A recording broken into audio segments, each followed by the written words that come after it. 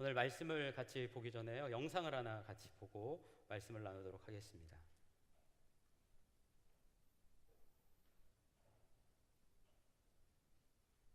위에서 엄청 바쁘네요.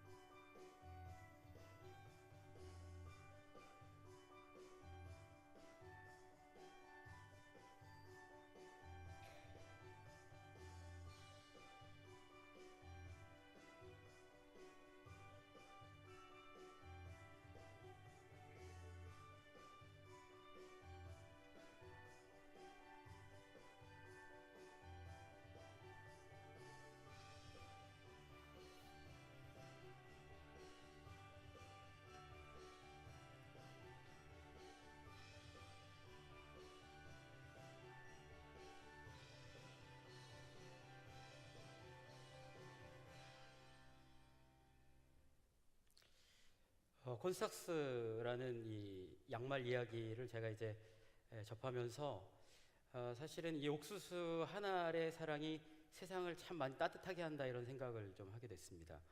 또 한편으로는 한 사람이 따뜻한 마음을 품으니까 그 따뜻한 마음 하나가 세상을 변화시킬 수 있는 힘으로 작용을 하게 되죠.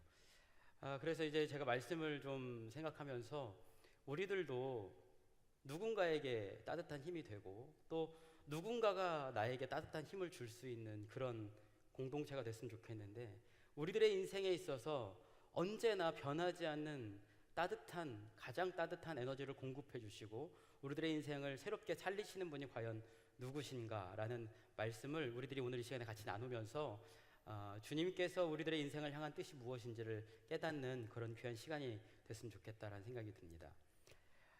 오늘 우리들이 읽은 말씀은 여러분들이 잘 알고 있는 말씀입니다.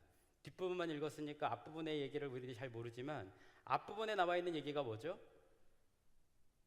사도행전 3장을 보면 성전 미문에 앉아있는 안진뱅이 하나가 나와요. 그런데 이 안진뱅이가 언제나 구걸을 하고 있으니까 지나가다가 베드로와 요한이 그를 보게 되죠. 그리고 그에게 은과 금은 내게 없으나 내게 있는 것으로 너에게 주노니 곧 나사렛 예수 그리스도의 이름으로 일어나 걸으라 하고 오른손을 잡아 일으키니까 그가 일어나서 뛰기도 하고 걷기도 하며 성전에 들어가 하나님을 찬미했다라고 성경에 나와 있는 그 말씀 이후에 나오는 이야기입니다. 이 사람이 있었던 이 지금 시간은 몇 시냐면 오후 3시, 유대인들이 기도하는 시간이에요. 성전으로 많은 사람들이 모여서 기도를 합니다.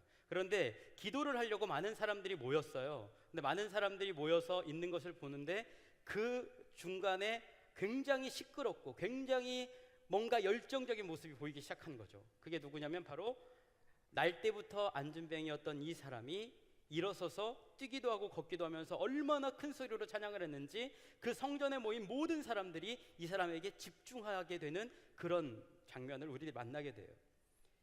여러분 한번 잘 생각해 보세요. 지금 우리가 이 성전에 다 기도로 모였는데 한 사람이 막 큰 소리로 찬양을 하는데 보니까 그 사람이 누구예요? 언제나 성전 앞에서 거지처럼 구걸하고 있었던 안진뱅이.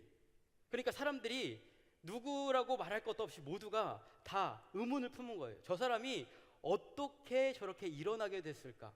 어떻게 저 사람이 성전 안에 들어와서 저렇게 하나님을 찬미할 수 있었을까? 다 의문을 품은 거예요. 그러고 나서 펼쳐지는 이야기가 오늘 우리들이 만나는 11절 말씀이에요. 11절에 보니까 어떻게 나와 있죠? 11절에 보면 나은 사람이 누구예요? 이 안진뱅이가 베드로와 요한을 붙잡았다라고 얘기를 하고 있어요. 여기에 보면 이 붙잡다라는 이 단어, 사실은 우리 한글 성경에 보니까 이게 붙잡다라고 되어 있는데 이 단어를 크라테오라는 단어를 씁니다. 이 크라테오라는 단어는요, 어떤 뜻이냐면 사람이 이렇게 딱 있을 때 붙잡다라는 뜻도 있지만 등을 기대다라는 뜻도 있고요. 더 확실한 뜻은 우리 남자 청년들이 좋아할지 여자 청년들이 좋아할지는 모르겠지만 뒤에서 이렇게 백허그를 하는 거, 또 이 뜻의 가장 확실한 뜻 중에 하나입니다. 그러니까 이 장면을 우리들이 상상을 해보면 지금 이 사람이 막 큰 소리로 기도하는 사람들 중에 큰 소리로 막 찬양하고 하나님을 예배했어요. 사람들이 집중하니까 도대체 이 사람이 어떻게 된 건가 집중하니까 이 사람이 그거에 답을 하는 것처럼 베드로와 요한의 등 뒤에서 베드로와 요한을 이렇게 쫙 감싸는 거예요. 여러분 이 장면을 한번 잘 생각해 보면 이 사람의 마음이 어땠을까요? 베드로의 등 뒤에 딱 엎여 있는, 꼭 부모에게 엎여 있는 것처럼 등에 딱 달라붙어 있는 거예요.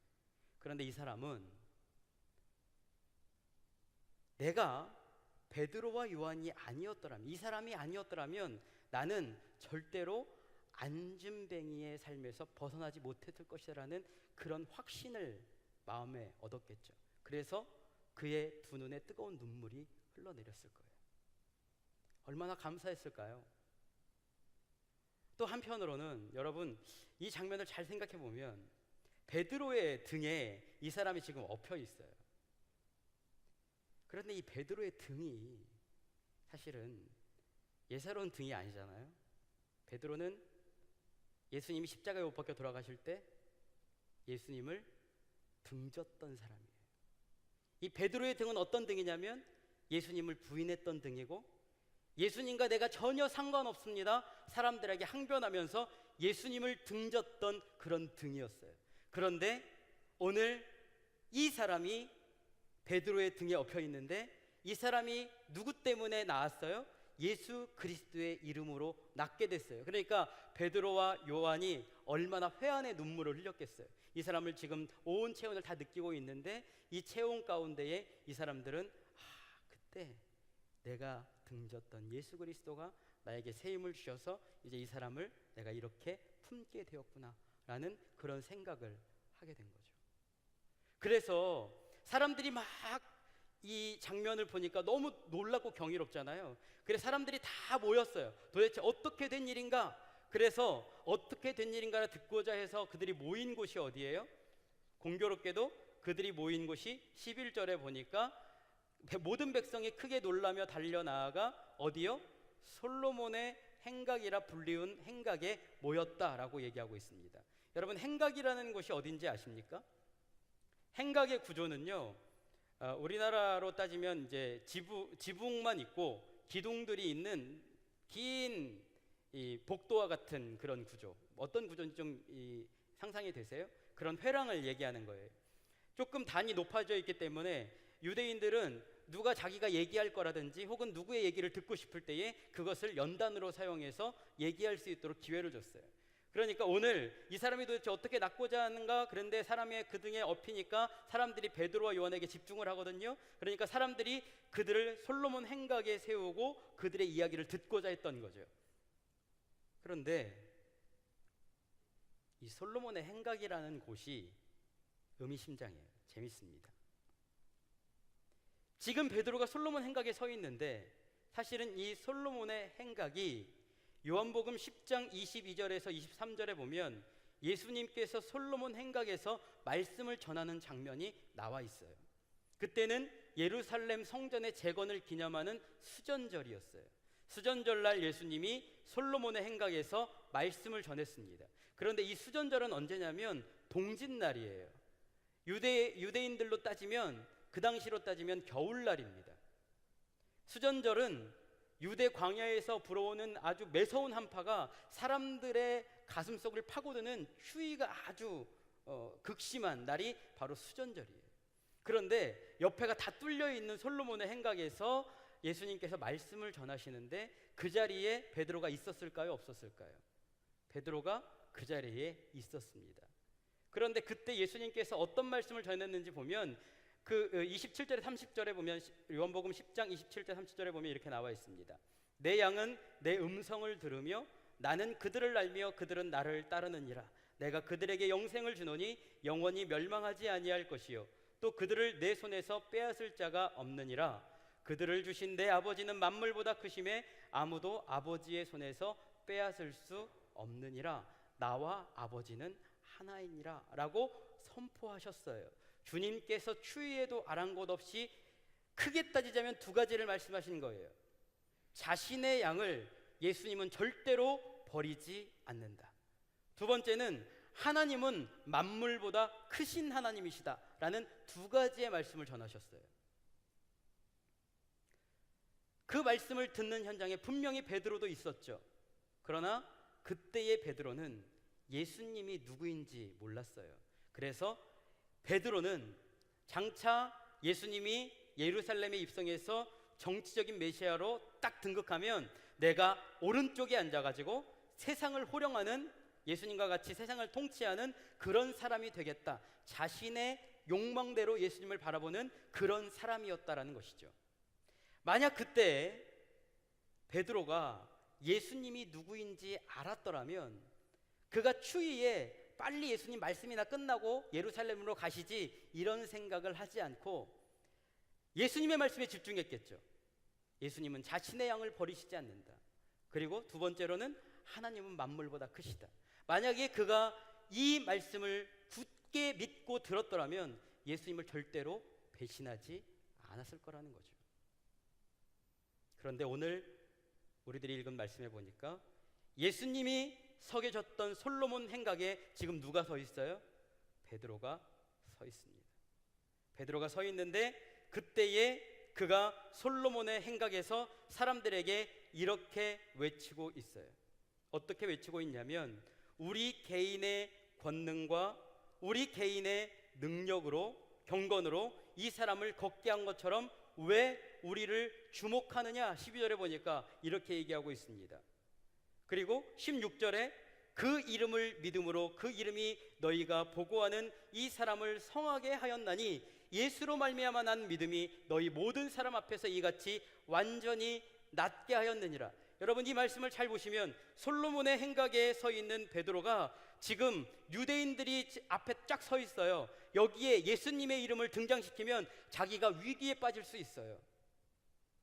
그런데 위기에 빠질 수 있음에도 불구하고 자기를 절대로 버리지 않겠다고 말씀하셨던 그 예수님을 그가 절대로 버리지 않고 지금 솔로몬 행각에서 예수님을 전하고 있어요. 그리고 어떤 말씀을 전하고 있냐면 우리에게 집중하지 말고 우리보다 더 크신 하나님을 바라보라고 지금 베드로가 전하고 있다는 거예요. 베드로가 변했죠. 베드로가 완전히 변했습니다. 어떻게 베드로가 변할 수 있었을까요? 베드로가 변한 이유가 도대체 뭘까요? 그 이유가 오늘 우리들이 읽은 13절 말씀에 그의 이유가 등장을 하고 있습니다. 13절에 보니까 이렇게 나와 있습니다. 아브라함과 이삭과 야곱의 하나님 곧 우리 조상의 하나님이 그의 종 예수를 영화롭게 하셨느니라. 여러분, 근데 저는요 이 말씀이 좀 이해가 안 돼요. 왜냐하면 베드로가 사람들이 알아듣기 쉽게 얘기하려면 내가 만났던 하나님은 이런 하나님입니다 라고 얘기하면 쉽잖아요. 하나님은 이러이러한 하나님이시기 때문에 내가 이렇게 변했습니다 라고 얘기하면 되잖아요. 그런데 베드로가 뭐라고 얘기하냐면 아브라함의 하나님, 이삭의 하나님, 야곱의 하나님이 그의 종 예수를 영화롭게 하셨느니라. 굉장히 딱딱하고 이해되지 않는 말씀을 탁 던지고 있는 거예요. 왜 그랬을까요? 사실 이 말씀을 우리들이 좀 이해하려면요, 두 개의 성경 구절을 좀 찾아볼 필요가 있어요. 하나는 이스라엘 민족이 출애굽하기 위해서 모세를 부르실 때 하나님이 모세에게 말씀하신 내용이 있어요. 모세가 자신이 이집트의 노예로 있는 이스라엘 백성들에게 가가지고 하나님을 소개할 때 내가 어떤 하나님으로 소개하면 되겠습니까? 라고 출애굽기 3장 14절에 15절에 물어볼 때 출애굽기 3장 14절에 15절에서 하나님께서 베드로에게 이렇게 들려주세요. 하나님이 모세에게 이르시되 나는 스스로 있는 자이니라. 또 이르시되 너는 이스라엘 자손에게 이같이 이르기를 스스로 있는 자가 나를 너희에게 보내셨다 하라. 하나님이 또 모세에게 이르시되 너는 이스라엘 자손에게 이같이 이르기를 너희 조상의 하나님 여호와 곧 아브라함의 하나님, 이삭의 하나님, 야곱의 하나님께서 나를 너희에게 보내셨다 하라. 이는 나의 영원한 이름이요 대대로 기억할 나의 칭혼이라 라고 말씀을 들려주셨어요. 여러분, 이 말씀을 잘 생각해 보면 이스라엘 민족이 430년간 이집트의 노예로 있으면서 그들의 삶 가운데에 여호와 하나님의 이름이 점점 잊혀졌어요. 그래서 이 사람들은 여호와 하나님을 어떻게 생각했냐면 역사 속에 우리 조상들이 믿었던 그런 하나님 지금은 없어. 지금은 없고 언젠가 옛날에 들려줬던 그 옛날 이야기 속에 등장하는 그런 하나님으로 알고 있었던 거예요.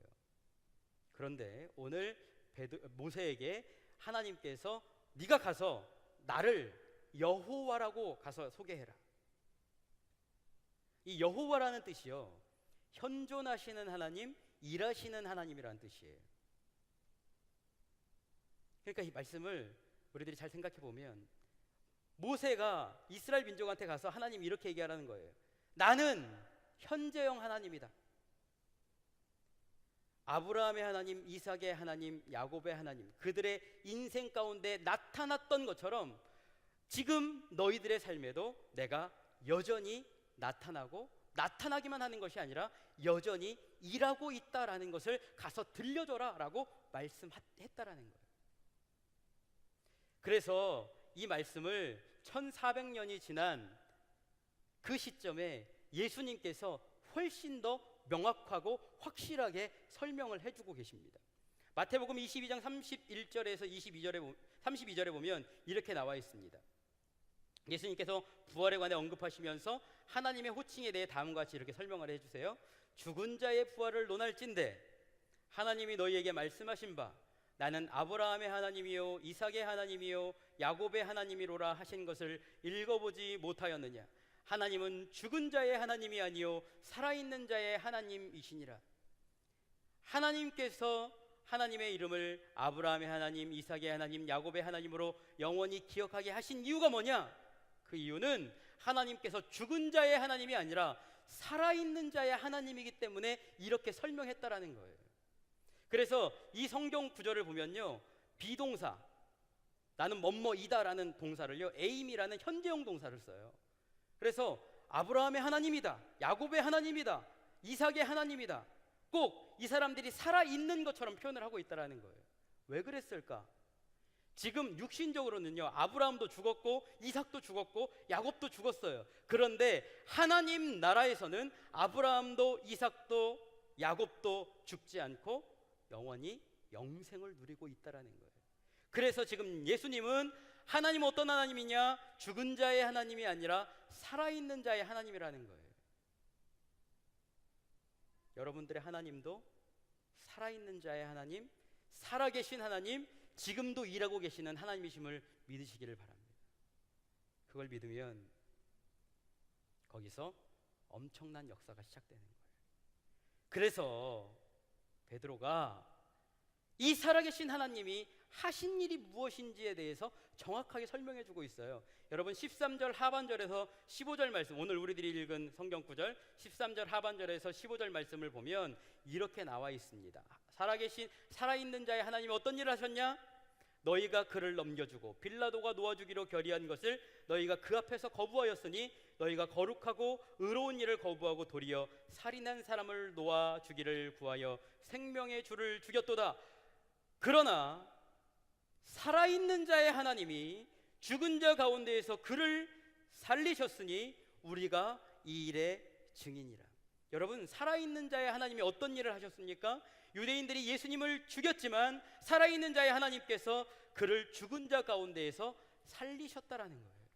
그러니까 부활의 예수님을 경험한 베드로는 단지 이 땅의 끝이 아님을 알기 때문에 지금 유대인들이 모였어요. 이 유대인들 어떤 사람들입니까? 예수님을 죽였던 사람들이에요. 여기서 예수님을 얘기하면 베드로 죽을 수 있어요. 그런데 담대하게 전하는 거예요. 죽는 것이 두렵지 않습니다. 왜냐?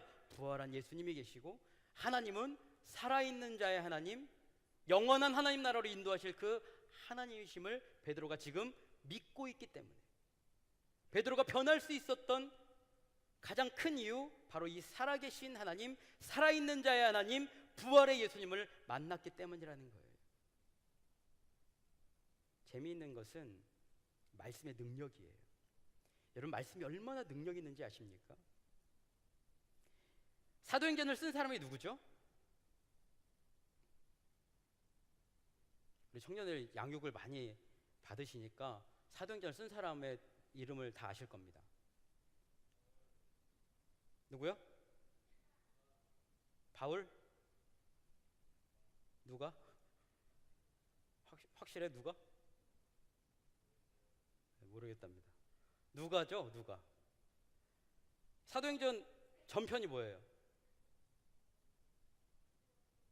누가복음, 로마서? 사도행전의 전편 누가복음, 누가복음의 후편 사도행전. 원래 한 책이 붙어 있었어요. 그런데 그 두 책을 딱 나눠놨죠. 그 쓴 사람이 누구냐? 바로 누가예요. 사도행전을 쓰고 있는 이 누가가 베드로의 삶을 묵상하면서 막 써요. 그런데 이 누가가 말씀을 쓰다 보니까 베드로가 하고 있는 이 말씀이 그냥 베드로의 설교가 아니라, 이 사람 삶 가운데 일어났던 부활의 역사구나, 이 안진뱅이에게 일어났던 부활의 역사구나라는 것을 이 사람이 깊이 깨닫게 된 거예요. 그래서 누가가 이 장면을 쓰면서 굉장히 명확하고 정확하고 아주 역동적으로 이 구절을 써 놓았어요.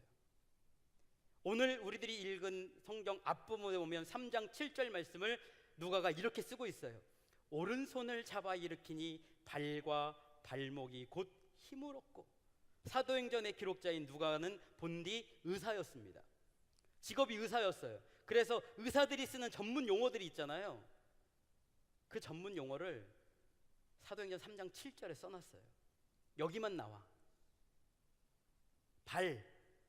발이라고 얘기하는 이 바시스라는 단어는요, 의학적인 용어로 발바닥을 뜻하는 거예요. 그리고 발목이라고 표현하는 이 스피드론이라는 이 단어는요, 복사뼈를 의미하는 겁니다. 그러니까 이 사람이 의사로서 전문 용어를 딱 쓰면서 발과 복사뼈에 힘이 생기기 시작하는 장면을 아주 역동적으로 막 표현을 하고 있는 거예요. 그러면서 안진뱅이의 그 덜렁거리던 발이 갑자기 발바닥부터 발목이 딱딱딱딱 힘이 올라오는 것을 의학적으로 이 사람이 막 표현을 하면서, 그러면서 8절에 더 역동적으로 써놓는 거예요. 뛰어 서서 걸었다. 근데 여기에 뛰다라는 이 헬라어 동사 엑살로마이라는 뜻은요, 이것도 역시 의학적인 용어인데 성경 여기에만 나와요. 어떤 상태로부터 뛰어오르다. 우리 의사들을 만날 기회가 많지 않지만 가면, 응급실 이런 데 가면요, 의사들만 하는 용어들이 있어요. 뭔 용어를 하는지 우리는 알지 못하지만 자기들끼리는 다 알아먹잖아요. 그런데 여기 누가가 모든 사람들이 알아들을 수 있도록 의학적인 용어를 풀이해놨어요. 뛰다. 어디서? 전혀 가망이 없는 곳에서 뭔가 확 뛰어오르는 그런 상태를 쫙 표현해줬어요. 여러분 한번 잘 보세요. 안진뱅이의 다리는 원래 걷지 못해서 죽은 것 같은 형체를 가지고 있었어요. 날 때부터 안진뱅이였으니까 여러분, 안진뱅이의 다리가 덜렁덜렁하고 완전히 죽은 형체처럼 돼 있었죠. 그런데 누가가 이 장면을 보면서 부활의 용어로 착착착착 쓰고 있는 거예요. 발바닥부터 복사뼈가 딱 힘을 얻고, 그리고 거기서 용수철처럼 팍 튀어오르는 그런 장면을 지금 묘사해주고 있다라는 거예요. 그러니까 오늘 베드로가 이렇게 얘기하고 있어요. 우리들이 읽은 말씀해 보니까 예수님께서 죽음에서 부활하셨고 그 부활의 능력이 오늘 안진뱅이를 일으켰습니다 라고 지금 베드로가 담대히 선포하고 있는 것이고, 그것에 대해서 내가 증인입니다 라고 지금 얘기하고 있는 겁니다. 이런 증인이 되었기 때문에 베드로는 솔로몬 행각에서 담대히 유대인들에게 그리스도께서 살아계셨고 우리들을 구원하시기 위해 이 땅에 오셨다는 사실을 담대히 선포할 수 있었다라는 거예요. 그리고 이 베드로의 삶 가운데 나타난 부활의 주님의 증인으로 지금 누가라는 이 성경의 저자가 담대히 나서고 있어요. 그래서 여러분 이 성경을 잘 보시면 누가가 안진뱅이가 어떻게 부활의 능력을 체험했는지를 아주 정확하게 표현해놨어요. 16절을 우리 같이 한번 읽어볼게요. 16절 시작. 그 이름을 믿음으로 그 이름이 너희가 보고하는 이 사람을 성하게 하였나니 예수로 말미암아 난 믿음이 너희 모든 사람 앞에서 이같이 완전히 낫게 하였느니라. 예수님이 십자가에 못 박혀 돌아가실 때 예수님의 이름은 본래 비난과 조롱의 이름이었어요. 예수님의 이름 실패자였습니다. 그런데 오늘 제자들에게 고백되어지는 예수님의 이름은 비난과 조롱의 이름이 아니라 생명의 능력이요, 부활의 능력이요, 구원의 이름인 예수 그리스도의 이름을 지금 선포하고 있어요. 이것을 본 누가가 마음에 감동이 된 거예요. 이게 얼마나 큰 능력인지 그가 깨닫게 된 거예요. 그래서 오늘 이 안진뱅이가 어떻게 낫게 되었는지를 이 사람이 막 표현하면서 여기에 그 의미를 아주 강력하게 담아놨어요. 이 믿음이 이 사람에게 완전함을 주었다라고 번역된 이 말씀에 완전히라는 홀로클레리라는 이 단어가 너무나 감동적인 거예요. 여기에 보면 이 완전히 낫게 했다라는 이 완전히라는 단어 여러분 동그라미 꼭 쳐놓으세요. 그리고 거기에다가 홀로클레리라고 써놓으시고요. 이 홀로클레리라는 이 단어는 요즘 레위기 묵상하시죠? 레위기 묵상하실 때 보면 하나님께 드리는 제물 중에 흠이 없는 제물을 얘기할 때 홀로클레리라는 단어를 씁니다. 그러니까 여기에 지금 이 안진뱅이를 하나님께서 낫게 하셨는데 어떻게 낫게 하셨느냐? 흠이 없게 낫게 하셨다라고 지금 누가가 표현을 하고 있는데, 이 표현이 왜 감동적이냐? 이 사람은 원래 안진뱅이이기 때문에 율법적으로 하나님 전에 나아가서 예배 드릴 수 없는 사람이었어요. 그런데 오늘 이 사람이 부활한 예수 그리스도를 만나고 나니까 그의 인생의 완전함, 흠이 없게 바뀌는 그런 은혜를 이 사람이 지금 체험하게 된 거예요. 그런데 이 말씀을 적고 있는 누가나, 이 말씀을 지금 고백하고 있는, 선포하고 있는 이 베드로가 이것을 설교하기 위해서 막 설교문으로 준비한 게 아니고 사실은 베드로의 인생이 여기에 고스란히 고백되어지고 있는, 그래서 사람들에게 내 인생도 역시 이렇게 되었노라고 토로하고 있는 그 장면을 지금 고스란히 여기에 담아놓은 거예요. 여러분, 베드로가 예수님을 등지고 도망했을 때 그의 인생이 그의 고향인 갈릴리에 가가지고 인생의 밑바닥을 경험했어요. 그물을 내려도 얻어지는 게 없어. 빈 그물과 같은 인생이에요. 인생의 패배자 중에 이런 패배자는 없을 거예요. 배신자, 실패자, 낙오자, 이런 인생을 살았어요. 그런데 이 베드로가 누구를 만났습니까? 부활한 예수 그리스도를 만나고 나니까 그의 인생이 어떻게 됐습니까? 완전히 낫게 된 거예요. 홀로 클레리라, 나는 흠이 없는 사람이 된 거예요. 그러니까 이 흠이 없는 예수 그리스도의 능력을 지금 안진뱅이에 전하고 있고요. 이 안진뱅이에 전하는 이 능력이 그냥 안진뱅이에 멈춰선 것이 아니고요, 오늘 말씀을 듣고 있는 여러분들에게도 동일하게 선포되는 말씀이라는 거예요. 여러분들의 인생이 실패할 수 있어요. 어려울 수 있습니다. 남들이 보기에 아무것도 아닐 수 있어요. 그러나 부활한 예수님을 만나고 나면 거기에 홀로 클레리라 완전히 흠이 없게 만드시는 부활의 능력을 우리들이 경험할 수 있다고요. 그래서 오늘 베드로가 어떻게 변했습니까? 예수님을 등지고 떠났던 베드로가 이제 그 등을 누구에게 내어주고 있죠? 안진뱅에게 내어주고 있어요. 누구든지 넉넉히 언제든지 업힐 수 있도록 그 등을 내어놓고 있어요. 왜냐? 그는 부활을 경험했고 부활을 살아내고 있기 때문에. 이제 하나님께서 언제든 쓰시고자 하시면 쓰실 수 있는 흠없는 제물이 된 베드로가 오늘 우리들이 읽은 말씀에 등장하고 있고, 이 베드로를 쓰다 보니까 누가의 인생도 하나님께서 나도 이렇게 흠이 없게 만드셨구나 라고 그 인생을 지금 강력하게 적고 있는 거죠. 우리 이 젊은 예배에 참여한 이 예배 공동체 여러분들의 삶 가운데 여러분 부활의 능력을 좀 경험했으면 좋겠어요. 이 부활의 능력은 여러분들을 일으키는 능력입니다. 부활의 능력은 여러분들을 변화시키는 능력이에요. 부활의 능력은 여러분들에게 새로운 희망을 주는 능력이고 여러분들의 인생을 가장 따뜻하게 만들 수 있는 아름다운 능력이라는 겁니다. 오늘 그 부활의 능력을 경험하시면서 예수 그리스도의 이름을 부르고 부활한 예수님을 만나는 여러분들의 삶이 되시기를 주님의 이름으로 축복합니다. 같이 기도하겠습니다.